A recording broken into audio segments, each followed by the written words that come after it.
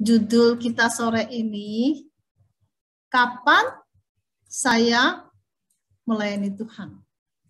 Ya, ini judulnya sebenarnya sudah cukup mengarah ya. Kita sudah bisa mikir dan punya jawaban di dalam hati mungkin ya. Tapi mari kita cocokkan.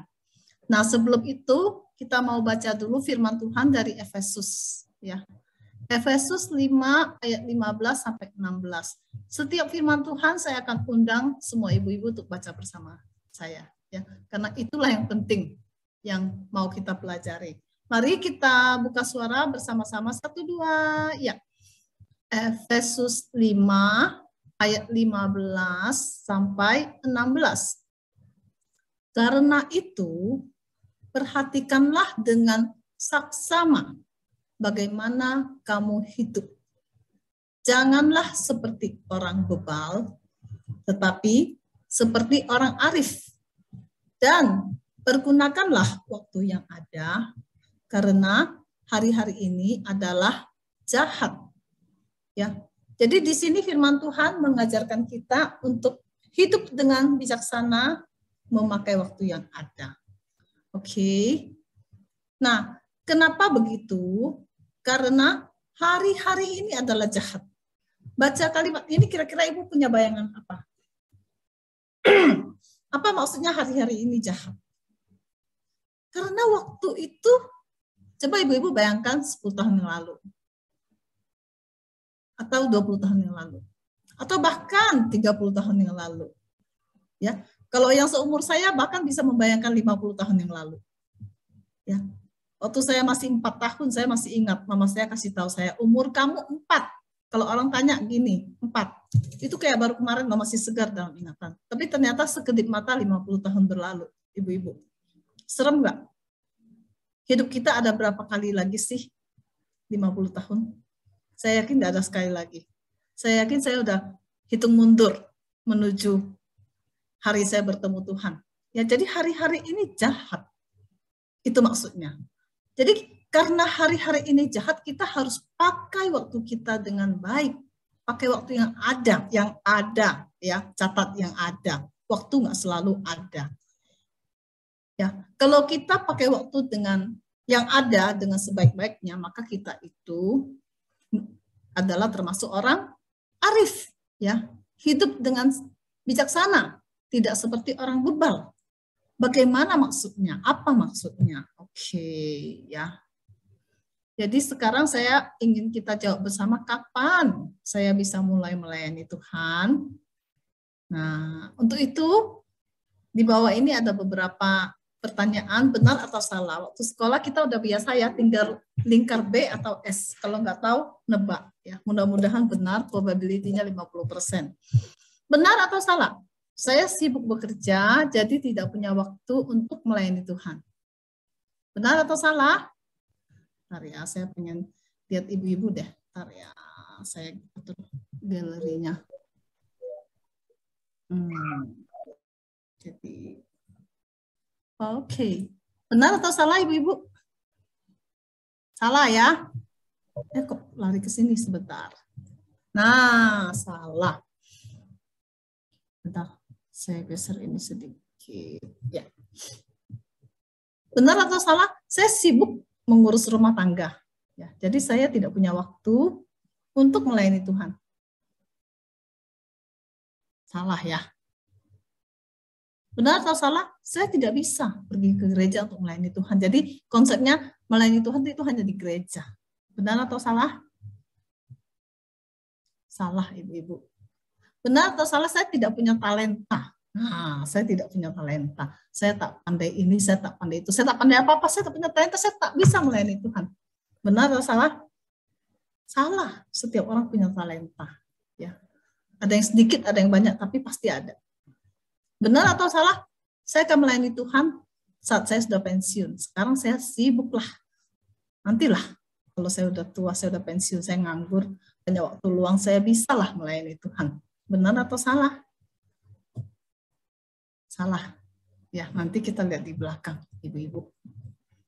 Nah, ada yang merasa enggak? Kok saya banget? Semua pernyataan tadi saya banget deh.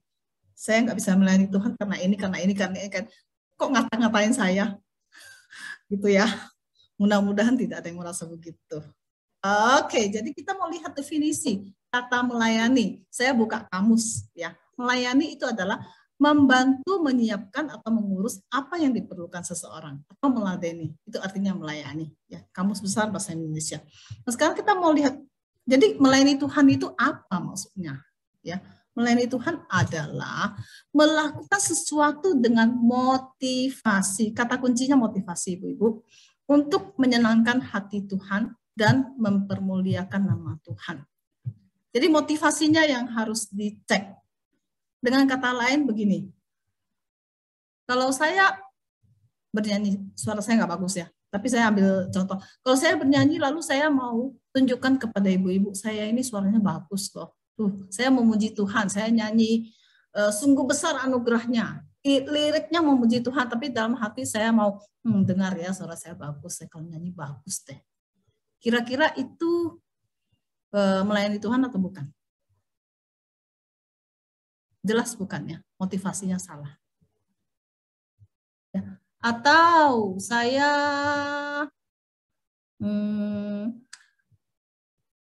main musik, ya saya mau tunjukin, saya main piano, saya tunjukin saya ini pinter main piano.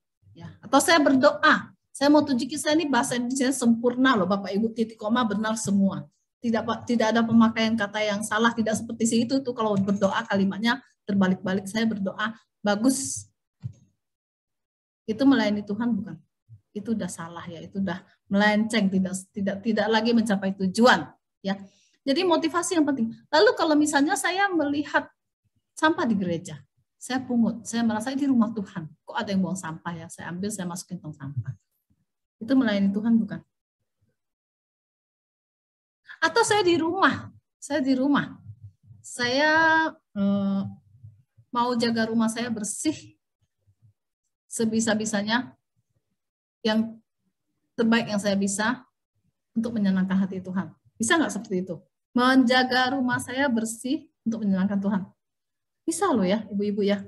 Dan itu juga termasuk melayani.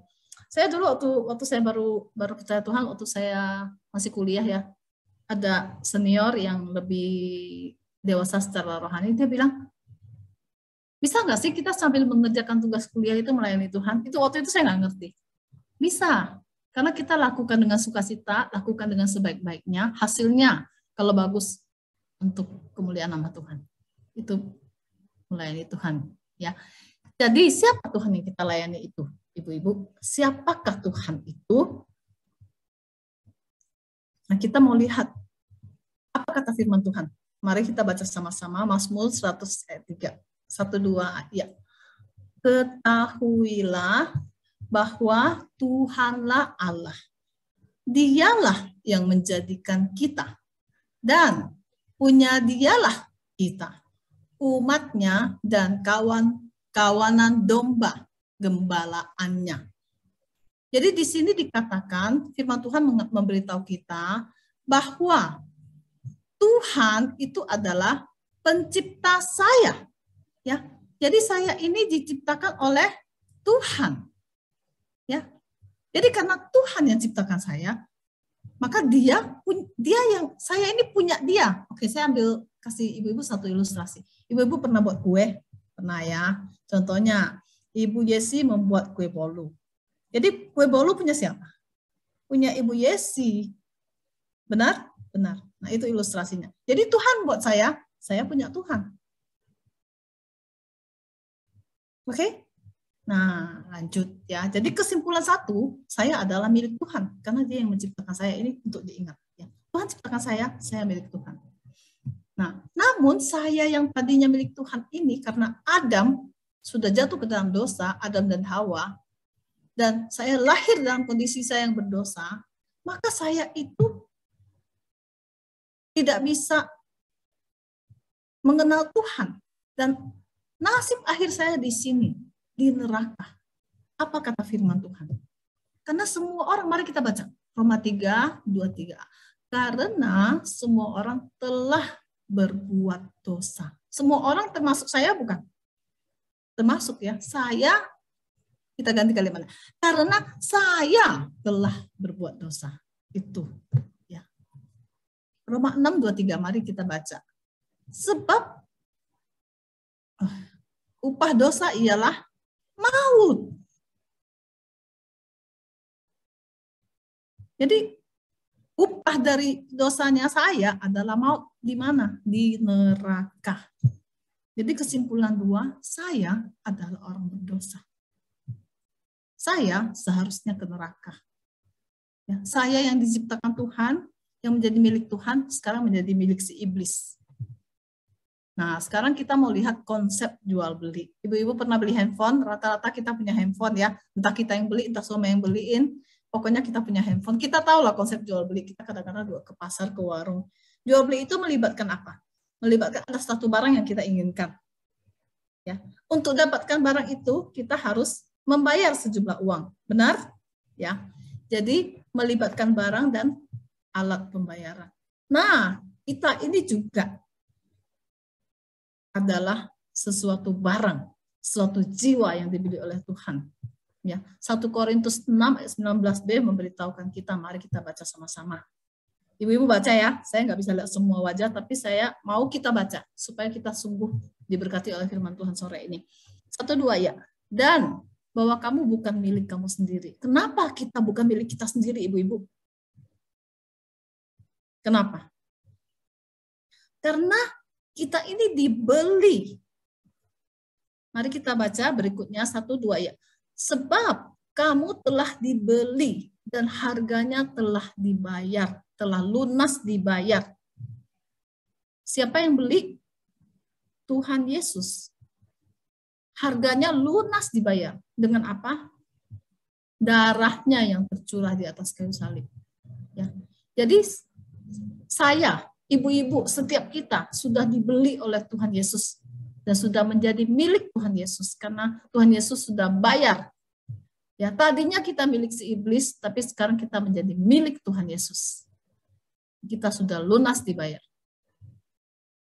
Jadi, kesimpulan 3, saya adalah milik Tuhan karena sudah dibeli dengan darah Tuhan Yesus. Ini untuk kita ingat ya, ibu-ibu. Kenapa saya berbicara tentang keselamatan? Padahal judulnya pelayanan. Nanti ada hubungannya. Karena saya sudah, tadinya saya milik iblis, sekarang saya milik Tuhan. Sudah dibeli. Lalu, bisa nggak saya hidup suka-suka? Saya hidup semau-maunya saya, semau gue, sesuka-suka hati. Hidup untuk diri sendiri. Bisa?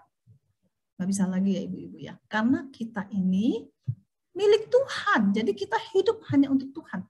Tak bisa lagi hidup untuk saya sendiri. Maunya saya. Suka-suka hati saya. Untuk menyenangkan diri saya. Oh, tak bisa lagi. Saya itu udah harus dicoret.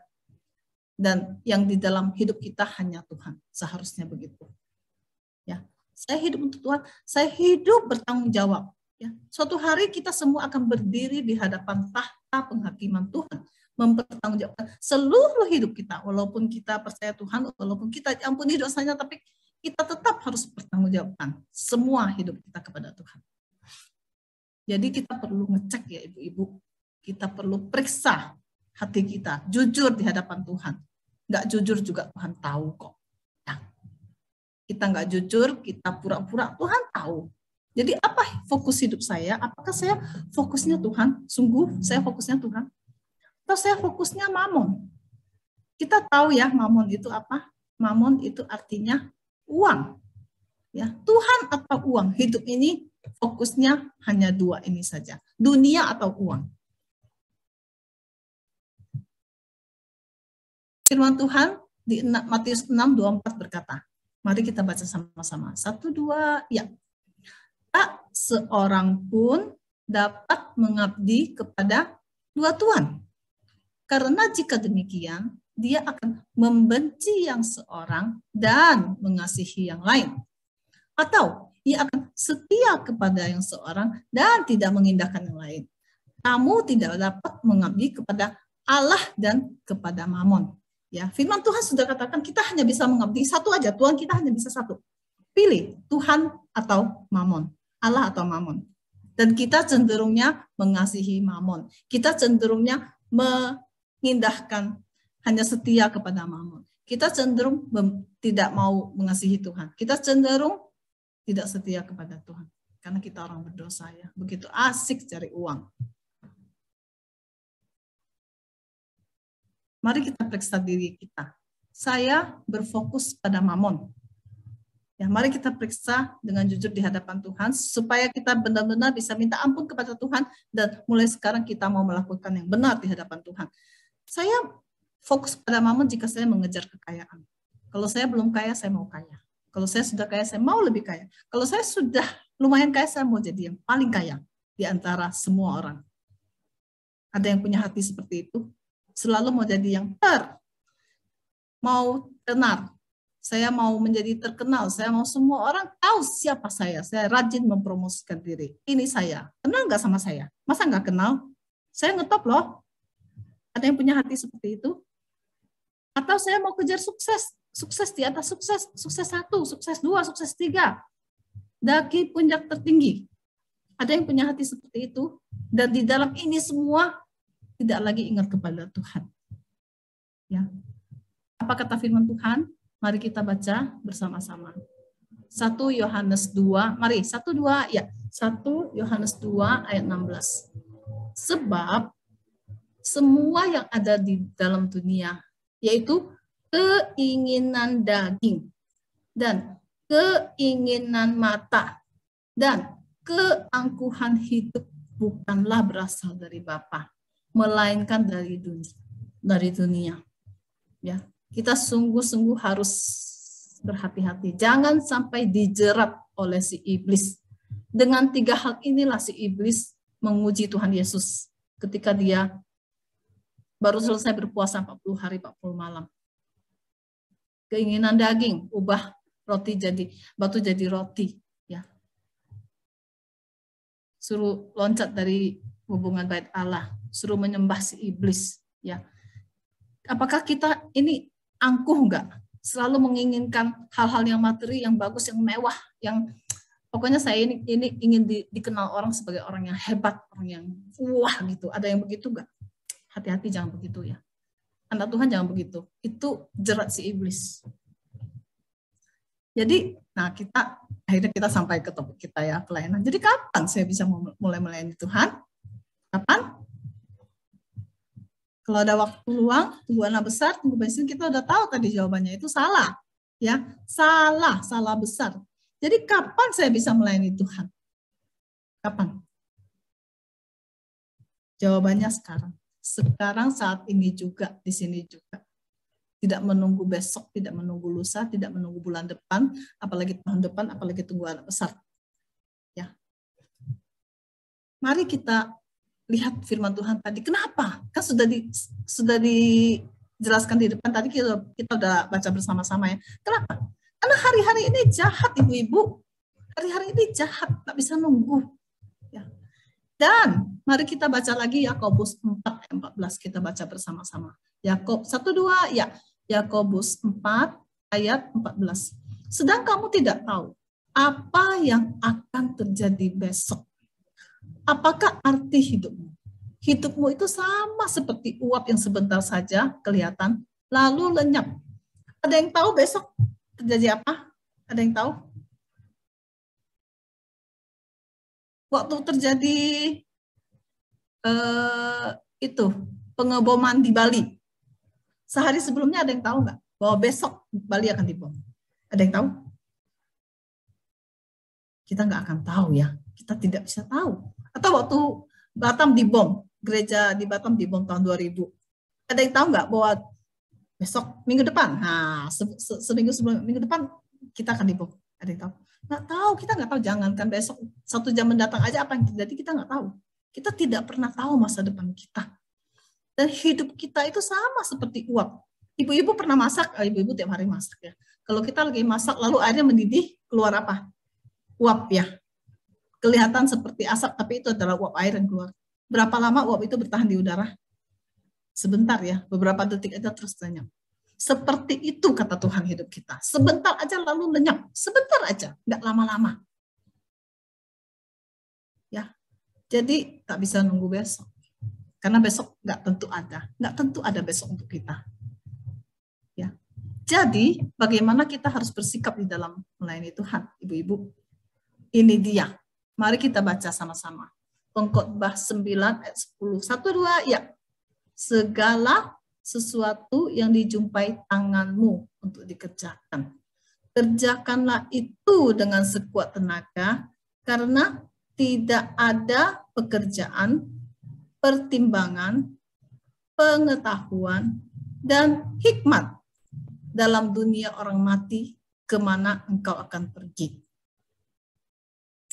Ayat ini menginspirasi saya dan menjadi pegangan saya selama 30 tahun terakhir. Ya, mungkin saya balik penjelasannya. Jadi kita mulai lihat dari bawah. Dunia orang mati. Dunia orang mati itu siapa saja yang akan pergi ke dunia orang mati? Apakah ada ibu-ibu yang tidak harus pergi? Apakah yang hadir berapa orang nih? Coba saya lihat. Yang hadir ada 18 orang. Nah, apakah 18 kita semua harus pergi ke dunia orang mati, atau ada satu yang bisa nggak usah pergi, cuma 17 yang berangkat nantinya? Nggak ada yang bisa lolos. Kita semua akan menuju dunia orang mati. Ya, jangan berpikir kita bisa lolos. Jangan berharap kita bisa lolos. Kita semua harus melewati, kecuali Tuhan Yesus kembali sebelum kita mati. Itu pengecualian. Kalau kita asumsinya itu mungkin juga, itu mungkin terjadi, bukan tidak mungkin terjadi. Bisa saja Tuhan Yesus datang sebelum kita mati, maka kita tidak harus mati. Itu puji Tuhan. Karena sekarat itu nggak enak. Oke. Jadi kalau misalnya kita mati, anggap Tuhan Yesus datangnya bukan sekarang, bukan pada masa hidup kita, maka semua kita harus mati. Semua manusia harus mati. Dan kalau mati, maka kita nggak bisa lagi bekerja, tidak bisa lagi menimbang, tidak punya pengetahuan lagi, tidak punya hikmah lagi. Kita mati, ibu-ibu. Karena itu selagi hidup, kerjakanlah yang bisa dikerjakan. Sekuat tenaga dikerjakan, sebisanya dikerjakan. Apapun yang dijumpai oleh tangan kita, kerjakan. Karena kita hanya bisa melayani kalau masih hidup. Kalau kita sudah mati, kesempatan melayani sudah lewat. Tak ada kesempatan lagi. Ya, melayani Tuhan itu kita mengumpulkan harta kita di surga. Bukan untuk kita ya, tapi untuk menyenangkan hati Tuhan. Jangan ada motivasi apapun untuk diri sendiri lagi. Ya, semuanya untuk Tuhan, karena kita adalah miliknya Tuhan. Jadi melayani Tuhan, melakukan hal yang menyenangkan hati Tuhan, supaya nanti kita sampai di hadapan Tuhan, Tuhan bilang, marilah masuk hambaku yang baik dan setia. Nah, itu yang kita mau dengar dari Tuhan kita. Ya, oke. Jadi bagaimana sikap saya dalam melayani Tuhan? Apakah saya melayani Tuhan memberikan sisa? Tunggu saya nanti lah, tunggu pensiun. Tunggu saya sekarang sibuk, nggak bisa. Tunggu saya ada waktu lah. Kalau apa-apa, oh sorry hari ini nggak bisa, hari ini ada tamu. Apa-apa, oh sorry saya hari ini saudara saya datang. Oh begini, oh begitu. Kita udah salah prioritas ya. Yang suka salah begini ini biasanya orang-orang yang agak berumur ya. Ya. Salah prioritas, dia kurang ngerti gitu. Kalau kita yang muda-muda dikasih tahu kita harus memprioritaskan Tuhan, kita ngerti biasanya. Kita malah bisa kasih tahu, oh hari Minggu saya harus beribadah. Jadi saya kalau ada tamu di rumah nih, kita ajakin aja ke gereja. Bukan gara-gara ada saudara yang datang nginap, malah kita nggak kebaktian. Itu salah ya, itu terbalik. Kalau kita lakukan itu, kita memberitahukan kepada tamu kita itu secara tidak langsung, kamu lebih besar dari Tuhan saya. Kamu lebih penting dari Tuhan saya. Kita bermaksud demikian atau tidak, tapi itu berita yang kita sampaikan secara tidak langsung. Ya, jadi kita harus memberitahu orang langsung dengan kalimat lisan ataupun dengan sikap bahwa Tuhan saya lebih penting. Saya memprioritaskan Tuhan saya. Jadi ibu-ibu kita harus memberikan yang terbaik, bukan memberikan sisa. PT aja cari operator 18 sampai 25 tahun. 26 tahun aja nggak mau, ketuaan katanya. Ya. Jadi kita itu jangan memberikan sisa, tunggu saya 65 tahun lah. Saya baru melayani Tuhan, sekarang nggak bisa, sibuk saya. Saya sibuk cari uang. Aduh, gitu loh ya. Ibu-ibu, sebagian besar kita pernah bekerja lah ya, sebentar atau lama. Seperti saya pengalaman bekerjanya hanya 2,5 tahun, ibu-ibu. Ya, saya kerja di developer. Nah, kalau kita bekerja lalu misalnya kita ini, sekretaris CEO, bangga nggak? Asisten direktur utama, bangga nggak? Wah, saya melayani bos besar. Bos besar suka kalau saya bekerja untuk dia. Kalau semua pekerjaan saya, dia puas. Dia menghargai saya, dia anggap saya kalau kerja bagus. Dengan kata lain, saya ini dihargai, dianggap hebat oleh bos saya yang lebih hebat. Bangga nggak? Bangga ya. Tapi besar mana Tuhan sama bos besar? Besar Tuhan. Ya. Besar Tuhan. Jadi kita kalau melayani bos kita nih, ngambil gaji aja nih, kita begitu senangnya bekerja dengan sebaik-baiknya, datang pagi-pagi, pulang malam-malam. Kalau melayani Tuhan, bagaimana sikap kita? Dengan terpaksa, asal-asalan, atau dengan sukacita, dengan memberikan yang terbaik? Nah, sekarang kita sampai kepada ibu-ibu nih ya. Ibu-ibu, apa yang bisa saya lakukan dalam melayani Tuhan? Dalam hal apa? Coba ibu-ibu. Nah, selama ini di rumah ibu-ibu lakukan semua ini, apakah ibu-ibu ada sadar bahwa ibu-ibu melayani Tuhan? Atau ibu-ibu lakukan sebagai tugas, sebagai kewajiban? Kalau saya tak masak, anak saya tak makan. Kalau saya tak cuci, anak saya tak punya baju bersih. Kalau saya tak sapu, rumah kotor. Tapi kerjakan dengan beban berat tanpa sukacita. Bisa loh diubah jadi pelayanan, ibu-ibu, semua itu. Kerjakan dengan sukacita untuk Tuhan. Ya. Kita bisa, mari kita baca firman Tuhan. Apa firman Tuhan katakan? 1, 2, ya. Aku menjawab engkau. Jika engkau makan, atau jika engkau minum, atau jika engkau melakukan sesuatu yang lain, lakukanlah semuanya itu untuk kemuliaan Tuhan, motivasi untuk kemuliaan Tuhan. Ya. Jadi ibu-ibu bisa loh ya, 1 Korintus 10:31. Kita bisa mengurus rumah, mengurus anak, mendidik anak, mengurus suami untuk Tuhan, melayani Tuhan. Itu pelayanan kita, pelayanan terbesar. Ya. Oke, selanjutnya di kantor. Ibu-ibu ada yang mungkin masih ngantor atau punya usaha, masih ketemu orang di luar. Mari kita baca firman Tuhan. 1, 2, ya. Kamu adalah terang dunia. Kota yang terletak di atas gunung tidak mungkin tersembunyi. Ya, Matius 5 ayat 14. Jadi kita, kenapa Tuhan katakan kita, ini perkataan Tuhan Yesus ya, kenapa dikatakan kita adalah terang dunia? Karena orang yang tidak percaya Tuhan itu dia hidup dalam kegelapan. Lalu kita menjadi terang, kita bersinar. Ya, kita bersinar untuk mereka supaya mereka melihat ada Tuhan di dalam hidupnya kita, orang percaya. Oke, nah kita di kantor punya kolega, punya atasan, punya bawahan, punya office boy, punya customer. Biarlah kita itu menjadi saksi bagi mereka.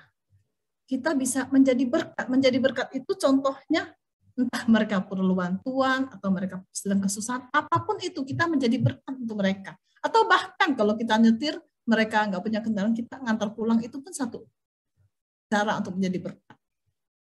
Dan memberitakan Injil. Ya. Kalau kesaksian kita buruk, jangan mimpi-mimpi mau memberitakan Injil. Ya. Kita perlu menjadi saksi yang baik, menjadi berkat. Maka kita berdoa supaya pintu Injil itu terbuka. Kita bisa punya kesempatan itu. Ya, di mana saja ya. Bagaimana kita melayani Tuhan? Tadi dikatakan kita harus menjadi terang. Kenapa? Mari kita baca bersama-sama. Demikianlah hendaknya terangmu bercahaya di depan orang, supaya mereka melihat perbuatanmu yang baik dan memuliakan Bapamu yang di surga.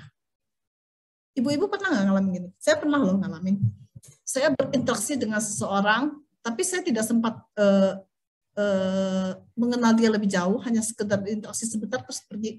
Tapi saya merasakan orang itu begitu baik sampai saya dalam hati saya yakin kayaknya dia orang Kristen deh.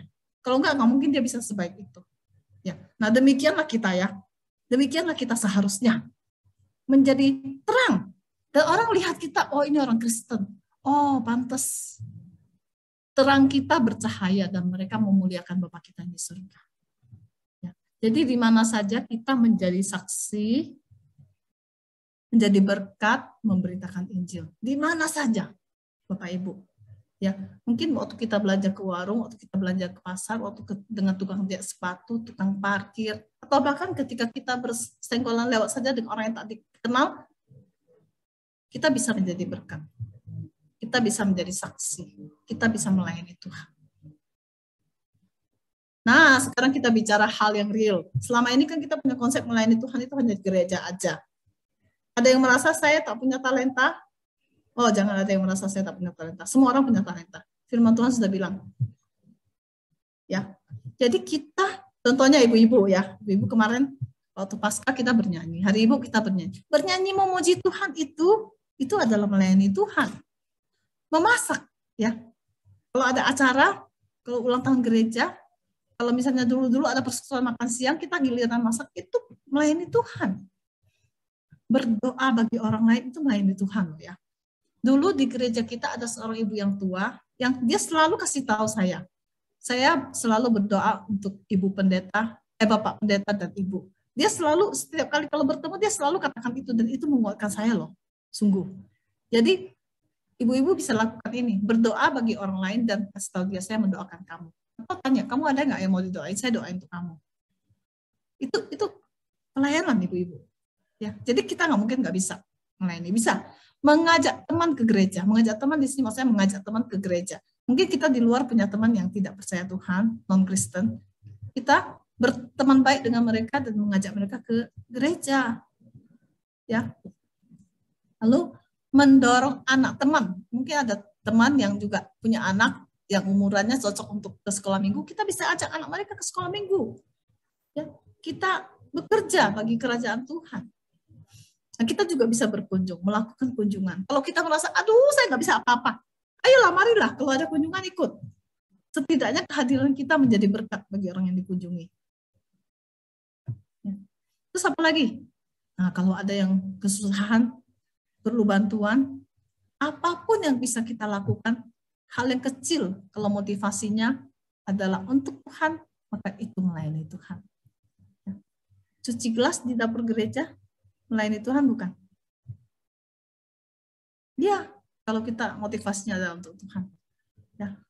Jadi, nah sekarang kalau anak-anak udah dewasa, mungkin kita udah di rumah, sudah tak banyak hal yang kita bisa lakukan, dalam arti gini loh, nggak perlu lagi ngurusin mandiin anak, cebokin anak, suapin anak, itu kan yang menyita waktu kita kan, ngantar jemput, les, segala itu udah lewat seperti saya udah nggak ngurus anak. Terus atau mungkin kita juga udah pensiun, ya. Kita punya lebih banyak waktu lagi, lakukan semua itu lagi dengan lebih giat lagi, ya. Jadi kalau pertanyaannya tadi, kapan bisa mulai melayani? Sekarang, berapapun umur kita, sekarang, bukan tunggu besok, mulai sekarang. Kalau mulai dari dulu, puji Tuhan.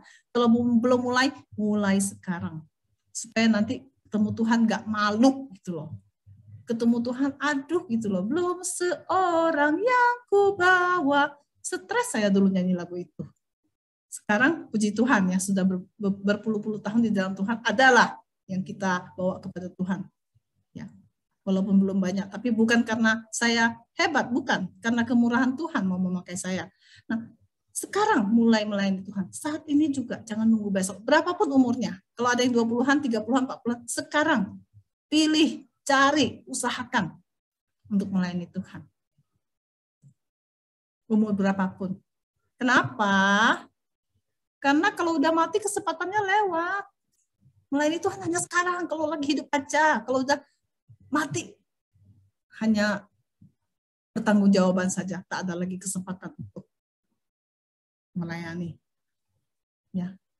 Jadi ini satu ayat menguatkan kita. Mari kita baca bersama-sama. 1 Korintus 15 ayat 58. Karena itu, 1, 2, 3. Karena itu, saudara-saudaraku yang kekasih, berdirilah teguh, jangan goyah, dan giatlah selalu dalam pekerjaan Tuhan. Sebab kamu tahu bahwa dalam persekutuan dengan Tuhan, jerih payahmu tidak sia-sia. Ya. Jadi semoga pesannya hari ini kesampaian, kita terdorong untuk mau melayani Tuhan. Yang sudah lakukan, lanjutkan. Yang merasa masih bisa lebih giat lagi, lakukan.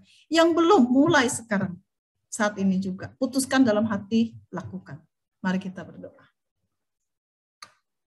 Tuhan, Allah Bapa Surgawi, kami bersyukur. Karena apapun yang kami lakukan, bahkan hal-hal kecil dalam hidup sehari-hari, kami bisa lakukan untuk kemuliaan nama Tuhan. Untuk memperkenankan hati Tuhan. Selain itu Tuhan, kami juga mau bergiat di dalam pekerjaan Tuhan di gereja. Tolong setiap kami ya Tuhan, supaya kami berkomitmen mau melayani Engkau seumur hidup kami, selagi ada kesempatan. Karena kami tahu kesempatan tidak selalu ada. Biarlah kami lakukan sebanyak-banyaknya untuk Engkau saja. Kiranya Engkau berkenan atas hidup kami. Ampuni Tuhan, kadang-kadang kami lalai. Ampuni Tuhan, kadang-kadang kami sombong dan hidup untuk diri sendiri. Ampuni Tuhan kalau kadang-kadang kami malas. Namun mulai saat ini kami mau ya Tuhan. Kami mengusahakan yang terbaik. Terima kasih Tuhan, di dalam nama Tuhan Yesus kami berdoa dan bersyukur. Amin. Sekian saja, terima kasih. Saya kembalikan kepada House